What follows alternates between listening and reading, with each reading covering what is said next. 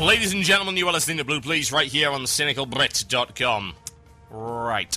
Let's do the Rift thing, shall we? And say, oh, why are you talking about Rift? You talked about Rift last week. Bloody, bloody, blah, ad infinitum. No, we're not talking about Rift. We're talking about WoW clones and the context of Rift. Pretty damn different, in my honest opinion. But, you talked about this. Oh, Christ. Shut up! My God. I tell you, you could give a robot a headache. Unbelievable. Right. So, let's talk about it, shall we? So, I'm going to talk about the WTF is that I did about Rift.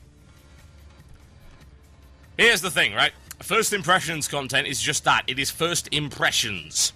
First impressions matter. They do. They matter.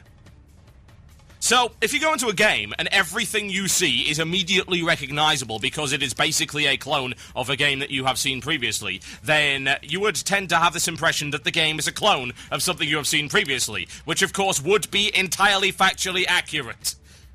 It is. The vast majority of the content is the same as WoW's. Did I say that was a bad thing? No. Which is why we're going to be talking about this whole concept of the WoW clone, and the fact that, of course, people will claim that WoW is a clone of everything else, and clone and clone and derivative and clone and the attack of the bloody clones. That is what they will say. My. I'm going to go on and say that anyone who thought that I wouldn't even call it a review, because it's not. It's first impressions. Since when has WTF is ever been a review? It's a blind first impressions. If you take that as a review, you are unbelievably dumb. I have to say this. It's not reasonable to make a cut and dry assessment of a game after playing it for 30 minutes. It's not reasonable. Which is why it's never ever been about that. First impressions matter. They are not the only thing that matters, though. They are not the only thing. You wanted my opinion, I gave you my opinion, and then you cried about it. Good God. It's crazy, really, when you think about it. It shows why other people, indeed other organizations, don't actually give viewers what they want, quote-unquote, because they don't actually know what they want. In my opinion, what people actually wanted was validation. They wanted a pat on the head. Oh, you pre-ordered this $60 MMO? Well done. Well done. You are great. You are so good. You are such a brave gamer for taking that step. I applaud you. Indeed, I will play for you a song of triumph. A wonderful, wonderful song of triumph. You will get a 21 frickin' gun salute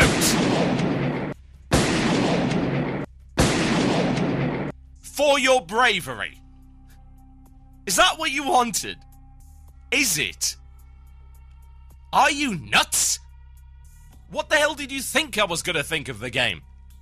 If you know anything about the game, then you know exactly just how much like WoW it actually is. It really, really is. Especially, I might add, after a couple of weeks ago, me saying, I don't want to play another hotkey MMO. What did you think was going to happen? I don't want to play another hotkey MMO. I am totally burned out on hotkey MMOs, and as far as I'm concerned, hotkey MMOs have nowhere left to go. Total Biscuit, will you play this hotkey MMO for us? It'll be amazing. I want to review. I want to hear your opinion on this hotkey MMO that you have said time and time again. You have no sodding interest in playing. Please give us a video. Oh, you made a video whereby I didn't universally praise this game that I happen to pre-order and love. Down with you! Cast ye from atop the highest frickin' pinnacle! Please, good God, are you absolutely out of your minds? Unbelievable, really. And the funny thing is that video could have been 27 minutes long, could have been my first impressions, I could have just left it there. But the majority of that video was not me talking. It was Dave talking. It was Fear the Flames. Any of you have been on a vent, you know who that guy is. Very solid individual. Knows his stuff. He's been playing beta in Rift for ages. He knows the game inside out. The funny thing is, I had a couple of people bitching like, oh, I did do the raid content. Well done, raid content was not available in the beta. It went up to level 45, so you couldn't do the end game content. But if you watched the videos by Tryon, and you listened to the interviews, and you read the information, then you would know exactly what was happening. Which, of course, he did, which is why he was an invaluable addition to the video. Hey, let's have a big discussion. Let's talk about the end game. Let's inform people and help them make a choice. I am not here to validate your purchase that you have already made. I do not care. You shouldn't care. You bought the game. Whether or not you like the game is up to you. That is your decision, and nobody has the right to tell you that you're wrong. If you like games we do not like, that is your own decision, and you should not be condemned for it. This ridiculous fanboyism within games and within the gaming community in general, whether it be console to console warfare, whether it be console versus PC, or vice versa, whether or not it be game versus game, genre versus genre, or even region versus region, it does not matter. It is dumb. It is stupid. It's a freaking hobby. You do it to enjoy yourselves. Nobody has the right to tell you that your hobby sucks.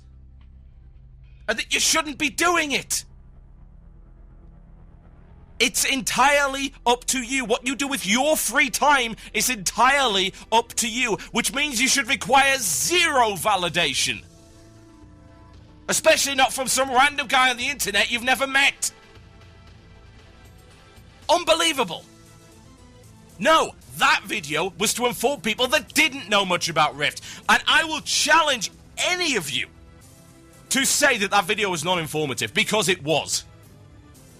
The first part addressed my concerns that it would pretty much be a WoW clone in almost all respects. And look, it was, to the point where it was validated, indeed, by the opinions of Dave, who went into the second part of the video and told you, hey, look, it's pretty much a WoW clone, but here are the differences. Here's what it does. Here's why WoW players might like it. Make up your own damn mind.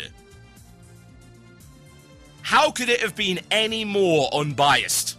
Considering it was an opinion piece. That is the least biased opinion piece I've ever heard in my life. And yes, that might be blowing my own trumpet. I don't goddamn care. I'm not going to blow somebody else's trumpet. Not only is that disgusting, but you can get diseases from it. Besides, I don't like brass instruments. So here's the thing. Here's the sticking point, and here is the main centerpiece of this particular topic. The sticking point for a lot of people was me calling it a WoW clone, because apparently that's some kind of derogatory term, like I just kicked a baby in the face. Something along those lines, it would appear. Calling something a WoW clone, you might as well call them Hitler. God. Are you serious? What? Bear in mind, most of the guys subscribe to my YouTube channel are subscribed because they like World of Warcraft, yeah? They play WoW. My most watched series is a WoW series. My most watched videos are WoW videos. Of course they are. Why would they not be? After being in the community and producing media for 6 damn years, of course it will be World of Warcraft. And of course most of the people that follow me are interested in World of Warcraft. Which means that they should not view WoW clone as a bad thing. Why? Because they've been playing it for as long as me. You know that it's a good game. For all of its faults, and for all of the nonsense that went on within World of Warcraft and the bad changes that have happened over the past 6 years, you know that overall, for all that's happened, WoW is still the best MMO on the market. That is just a fact, ladies and gentlemen. It has been lauded critically over and over and over and over and over again. Its subscriber base is constantly going up. Its production values constantly increase. It is looked up to by every other MMO developer on the planet as the gold industry standard of what to do. And look, Tryon did exactly that. They looked up to it as the gold industry standard and they said, this is what WoW does right. We're going to take all of that, pretty much whole cloth. We'll make some minor changes, but nothing particularly revolutionary in any way. Like somebody argued saying, oh, the talent trees aren't the same because of this, this, and this ability. Right, so because 5% of the talent trees are different, the 95% aren't the same? Cut off it. Stop fixating on little details and look at the big picture. The big picture is they took the stuff that worked. For frick's sake, Fire Blast is on the same cooldown as it is in WoW. It's an 8-second. It's the same freaking spell. Oh, wow. You know, that's something that kind of boggled my mind, but I went back and realized, of course it is. It worked for World of Warcraft. Trion thinks it can work for them. Is being a WoW clone inherently a bad thing? No. And at no point was it ever said that it was. It surprises me, honestly, that we haven't seen more close-cut WoW clones. What we've seen are games trying to deviate from the formula in a fairly radical fashion. Warhammer Online. There are elements of it that are cloned from WoW, just in the same way that WoW was cloned from other games. This is the difference between Rift and WoW. WoW is derivative, Rift is, for the most part, a clone. We're not talking about derivative here. When 80 to 90% of the elements in your game are taken whole cloth from another game, that's not derivative, that's a clone. And yeah, of course you can make changes. Of course it's not going to be identical. And you might think, well, the dictionary definition says... Oh, please. If you cloned a human being, they would not grow up to be identical in every way. They would look the same, they would talk the same, many of their mannerisms would be the same, but they could still get a different haircut, they could still follow a separate career path, one could get kicked out of school and one could not. They would still be clones. That applies to Rift. WoW is derivative in the fact that it took all of these elements from different MMOs previous to that. It did not clone EverQuest. 90% of WoW is not the same as the original EverQuest. It is not. EverQuest eventually evolved, and now it's still open, for God's sake. And it evolved things like instances as a result of World of Warcraft, for God's sake. You can't say that WoW cloned EverQuest, and then it turns around and EverQuest decides to clone WoW. How the hell does that work? That is what I call MMO inbreeding, ladies and gentlemen. We're talking about MMOs with 4 toes here. Or maybe 6. That's disturbing, is it not? No, what we're talking about is wholesale taking things that work from a game that is successful. There is nothing necessarily wrong with that inherently. But, and this is the most important thing, and this is the part of the video that people should have paid attention to. But, that causes a big problem if you are looking to leech subscribers from WoW. And please do not admit that you are... Just don't claim it. Do not even have the audacity to claim that Rift is not trying to do just that. Of course it is. Look at the advertising. Look at how it was designed. Of course it's trying to take subscribers from WoW. The way that it's doing it is by offering a very similar and immediately familiar experience that fixes some issues with World of Warcraft. I would like to tell you what those issues are. I will have a quick drink before I do so. 1. Graphics. Some people do not like the graphic style of World of Warcraft. They find it childish, they find it outdated. What does Rift do? Rift produces a more sort of grim, dark, and more realistic look to the game. It's like Aeon, only not so ridiculously frickin' weeaboo. Good idea. 2nd. Endgame content. Now you might say, well, that's not a change. That's not a change. Well, it kind of is. Because not only is it a change from WoW in the fact that they are offering a lot of raid content from the very start, which WoW actually did not. I'd like to point this out. It did not have a lot of raid content at launch. Or any. I mean, it had Onyxia, which I might add was bugged initially. It then eventually opened the Molten Core and went on from there when they realized that actually this is what people wanted to do. So, Rift launches with quite a lot of it. Cool. Okay. So, the change is that it has it from the start. And this is actually a change from other games that have tried to clone WoW that have not had enough endgame content to keep people playing. 3rd. A dynamic world.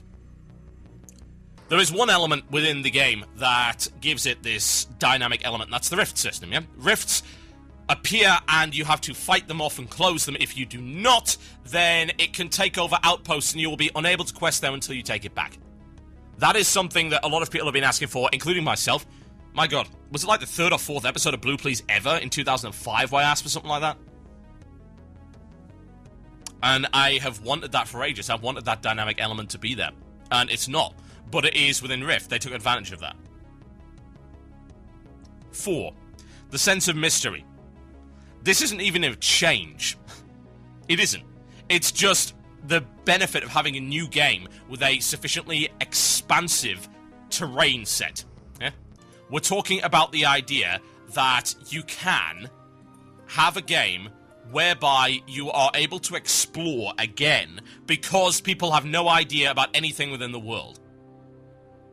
Whereas WoW has been explored, like, every inch of WoW is documented. Every inch. There is nothing left to see. Even with the Cataclysm, that just remodeled areas, it did not completely redo them. Everything has been explored, everything has been data mined, everything has been documented. And again, that's not even a conscious change from Trion, but that is just the reality of what the game actually offers. And 5. Customizability of character. The idea that you can mix and match talent trees and create a custom class. Now, this is kind of an illusion of choice. I say kind of, because of what I've seen, it's not a custom class so much as it is just a bunch of talent trees. And some of them just don't work well. I tried mixing up, say, Necromancer and Elementalist.